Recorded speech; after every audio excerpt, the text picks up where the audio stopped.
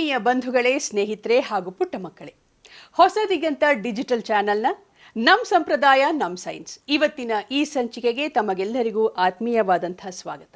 ನಮ್ಮ ಭಾರತದಾದ್ಯಂತ, ಬರೀ ಭಾರತ ಮಾತ್ರ ಅಲ್ಲ, ವಿಶ್ವದಾದ್ಯಂತ ನೆಲೆಸಿರುವಂತಹ ಪ್ರತಿಯೊಬ್ಬ ಹಿಂದೂಗಳ ಮನೆಗಳಲ್ಲಿ ತಪ್ಪದೇ ಕಾಣಸಿಗುವಂತಹ ಗಿಡ ತುಳಸಿ.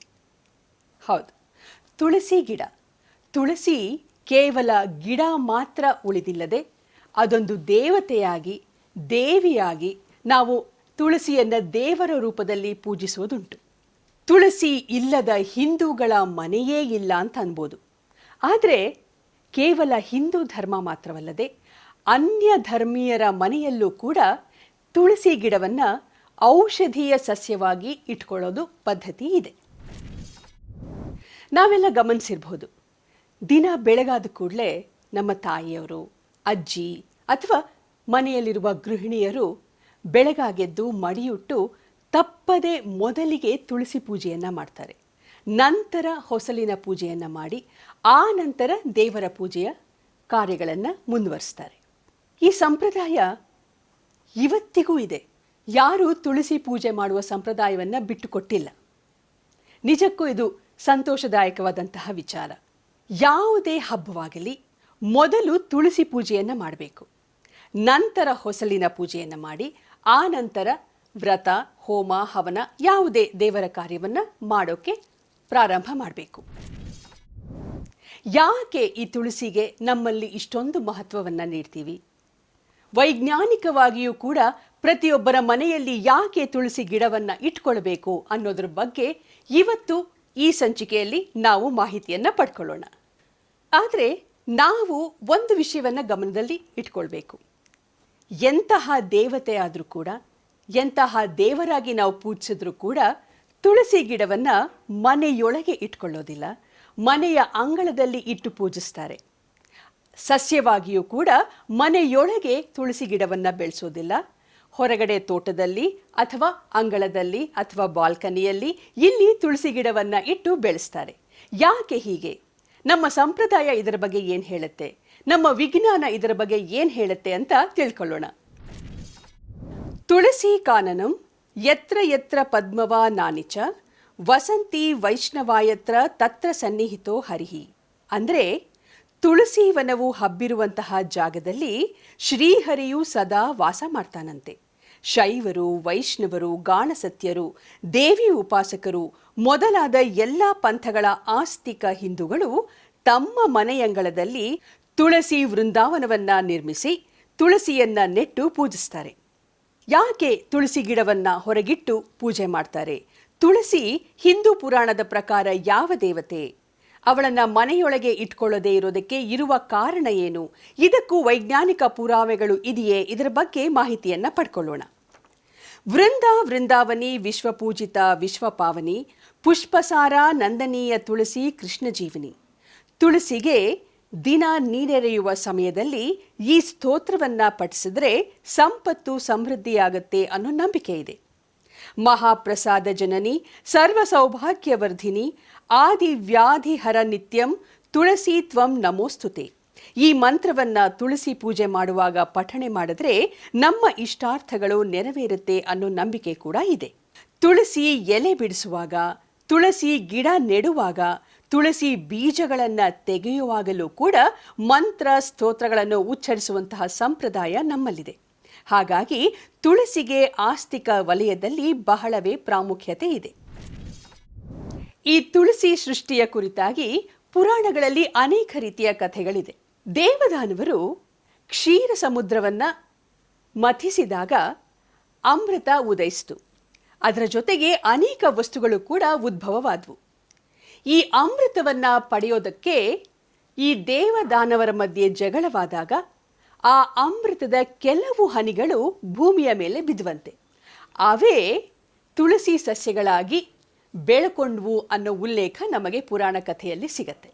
ಇನ್ನು ಕೆಲವರು ಹೇಳೋ ಹಾಗೆ ಸಮುದ್ರ ಮಥನದ ಕಾಲದಲ್ಲಿ ಅಮೃತ ಉದಯಿಸಿದಾಗ ಶ್ರೀನಾರಾಯಣನ ನೇತ್ರದಿಂದ ಆನಂದಾಶ್ರುಗಳು ಉದುರ್ತಂತೆ. ಆ ಹನಿಗಳು ಭೂಮಿಯ ಮೇಲೆ ಬಿದ್ದಾಗ ಅವೇ ತುಳಸಿ ಸಸ್ಯಗಳಾದವು ಅನ್ನೋ ಉಲ್ಲೇಖ ಕೂಡ ನಮಗೆ ಸಿಗತ್ತೆ. ಅಂತಹ ಆ ಸಮಯದಲ್ಲಿ ಈ ತುಳಸಿ ದೇವಿಯನ್ನ ಅಮೃತ ಮಥನದ ಕಾಲದಲ್ಲಿ ಉದ್ಭವವಾದಂತಹ ಶ್ರೀ ಮಹಾಲಕ್ಷ್ಮಿಯ ಜೊತೆ ಶ್ರೀ ತುಳಸಿಯನ್ನು ಕೂಡ ನಾರಾಯಣ ಮದುವೆಯಾದ ಅನ್ನೋ ಒಂದು ಕಥೆ ಕೂಡ ನಮಗೆ ಪುರಾಣದಲ್ಲಿ ಸಿಗತ್ತೆ. ಈ ತುಳಸಿ ದೇವಿಯ ಬಗ್ಗೆ ಇನ್ನೊಂದು ಸ್ವಾರಸ್ಯಕರವಾದಂತಹ ಕಥೆ ಕೂಡ ಇದೆ. ತುಳಸಿ ಜಲಂಧರನ ಹೆಂಡತಿಯಾದ ವೃಂದ. ರಾಕ್ಷಸನಾದ ಜಲಂಧರನ ಕಿರುಕುಳ ತಾಳಲಾಗದೆ ದೇವತೆಗಳು ವಿಷ್ಣುವಿನ ಸಹಾಯಕ್ಕೆ ಮೊರೆ ಹೋಗ್ತಾರಂತೆ. ಪತಿವ್ರತೆಯಾದ ವೃಂದಳ ತಪೋಶಕ್ತಿಯಿಂದ ಜಲಂಧರನು ಅತ್ಯಂತ ಶಕ್ತಿಶಾಲಿಯಾಗಿದ್ದನಂತೆ. ವಿಷ್ಣು ಜಲಂಧರನ ವೇಷ ಧರಿಸಿ ವೃಂದಳ ಪಾತಿವ್ರತ್ಯ ಶಕ್ತಿಯನ್ನ ಭಂಗ ಮಾಡಿದ್ನಂತೆ. ಆಗ ಜಲಂಧರ ರಣಭೂಮಿಯಲ್ಲಿ ಮರಣ ಹೊಂದುತ್ತಾನೆ. ಇದನ್ನು ಅರಿತ ವೃಂದ ಕೋಪಗೊಂಡು ವಿಷ್ಣುವಿಗೆ ಕಲ್ಲಾಗುವಂತೆ ಶಾಪ ನೀಡ್ತಾಳೆ. ಹಾಗೇನೆ ತನ್ನ ಪತಿ ಜಲಂಧರನ ಜೊತೆ ಅಗ್ನಿಯೊಳಗೆ ಕೂತು ಸತಿಯಾಗಿ ಬೂದಿಯಾಗ್ತಾಳೆ. ಆ ಬೂದಿಯಿಂದ ಹುಟ್ಟಿದ ಸಸ್ಯನೇ ತುಳಸಿ. ಈ ವೃಂದ ವಿಷ್ಣುವಿಗೆ ಶಾಪ ನೀಡಿದ್ರಿಂದ ವಿಷ್ಣು ಸಾಲಿಗ್ರಾಮದ ರೂಪವನ್ನ ತಾಳ್ತಾನೆ. ಆಗ ದೇವತೆಗಳೆಲ್ಲ ವೃಂದಳನ್ನ ಪ್ರಾರ್ಥಿಸಿದಾಗ ವೃಂದ ವಿಷ್ಣುವಿಗೆ ಮುಕ್ತಿಯನ್ನ ನೀಡ್ತಾಳೆ. ಆಗ ವಿಷ್ಣು ತಾನು ಕೂಡ ತುಳಸಿಗೆ ಒಂದು ವರವನ್ನ ನೀಡ್ತಾನೆ. ತನ್ನ ಪೂಜೆ ತುಳಸಿ ಇಲ್ಲದೆ ಪೂರ್ಣವಾಗುವುದಿಲ್ಲ ಅಂತ. ಹಾಗಾಗಿ ಸಾಲಿಗ್ರಾಮ ರೂಪದಲ್ಲಿರುವ ವಿಷ್ಣುವಿನ ಮೇಲೆ ತುಳಸಿ ಇಲ್ಲದೆ ಯಾವುದೇ ಪೂಜೆ ಪೂರ್ಣವಾಗುವುದಿಲ್ಲ. ಹಾಗಾಗಿನೇ ವಿಷ್ಣುವಿಗೆ ತುಳಸಿ ಮಾಲೆಯನ್ನ, ತುಳಸಿ ಅರ್ಚನೆಯನ್ನ ಮಾಡಲಾಗತ್ತೆ.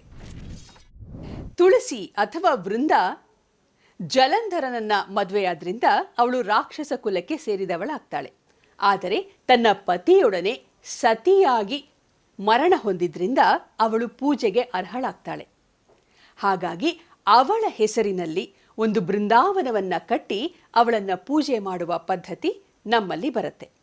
ಅವಳು ರಾಕ್ಷಸ ಕುಲದವಳು. ಹಾಗೇನೆ ಅವಳ ಸಮಾಧಿಗೆ ನಾವು ಬೃಂದಾವನವನ್ನ ಕಟ್ಟಿ ಪೂಜೆ ಮಾಡೋದ್ರಿಂದ ತುಳಸಿಯನ್ನ ಮನೆಯೊಳಗೆ ಇಟ್ಟುಕೊಳ್ಳದೆ ಮನೆಯ ಹೊರಗೆ ಬೃಂದಾವನವನ್ನ ನಿರ್ಮಿಸಿ ಪೂಜೆ ಮಾಡುವ ಪದ್ಧತಿ ನಮ್ಮಲ್ಲಿದೆ.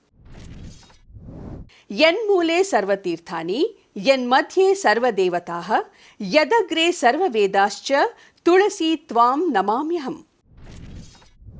ಅಂದ್ರೆ ತುಳಸಿಯ ಒಂದೇ ಒಂದು ದಳದಲ್ಲಿ ಅನೇಕ ದೇವತೆಗಳು ವಾಸವಾಗಿರ್ತಾರೆ ಅಂತ ಈ ಸ್ತೋತ್ರ ಹೇಳುತ್ತೆ.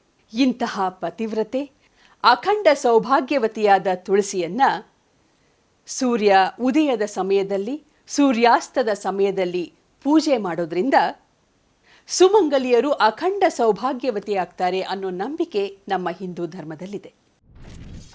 ತುಳಸಿಯನ್ನ ಮನೆಯಂಗಳದಲ್ಲಿ ಯಾಕೆ ಇಟ್ಕೋಬೇಕು ಅನ್ನೋದ್ರ ಬಗ್ಗೆ ಪುರಾಣದಲ್ಲಿ ನಮಗೆ ಸಾಕಷ್ಟು ಕಥೆಗಳು, ಪುರಾವೆಗಳು ಸಿಕ್ವು. ಆದರೆ ವಿಜ್ಞಾನದ ಪ್ರಕಾರ, ಆರೋಗ್ಯ ಶಾಸ್ತ್ರದ ಪ್ರಕಾರ ಈ ತುಳಸಿಯನ್ನ ಮನೆಯ ಮುಂದೆ, ಮನೆಯ ಹಿಂದೆ, ಮನೆಯ ಅಂಗಳದಲ್ಲಿ ಯಾಕೆ ನೆಡಬೇಕು, ಅದರಿಂದ ಏನು ಉಪಯೋಗ ನಮಗೆ ಅನ್ನೋದ್ರ ಬಗ್ಗೆ ಖಂಡಿತವಾಗೂ ನಾವು ಮುಂದಿನ ಸಂಚಿಕೆಯಲ್ಲಿ ಮಾತಾಡೋಣ. ಇವತ್ತು ಧಾರ್ಮಿಕವಾಗಿ ತುಳಸಿಯನ್ನ ಹೇಗೆ ಪೂಜೆ ಮಾಡಬೇಕು, ತುಳಸಿ ಯಾಕೆ ನಮಗೆ ಪೂಜನೀಯಳು ಅನ್ನೋದರ ಬಗ್ಗೆ ತಿಳ್ಕೊಂಡ್ವಿ. ಹೇಗನ್ನಿಸ್ತು ಇವತ್ತಿನ ಸಂಚಿಕೆ? ನಿಮ್ಮ ಅನಿಸಿಕೆಯನ್ನ ಖಂಡಿತವಾಗೂ ನಮ್ಮ ಕಮೆಂಟ್ ಬಾಕ್ಸಲ್ಲಿ ಹಾಕಿ. ಹಾಗೇನೆ ನಮ್ಮ ಚಾನೆಲ್ಗೆ ಸಬ್ಸ್ಕ್ರೈಬ್ ಆಗೋದನ್ನ ಮರಿಬೇಡಿ. ಈ ಮಾಹಿತಿಯನ್ನ ಶೇರ್ ಮಾಡ್ತೀರಲ್ವಾ? ಮತ್ತೆ ಭೇಟಿಯಾಗೋಣ ಮುಂದಿನ ಸಂಚಿಕೆಯಲ್ಲಿ. ಶುಭ ದಿನ.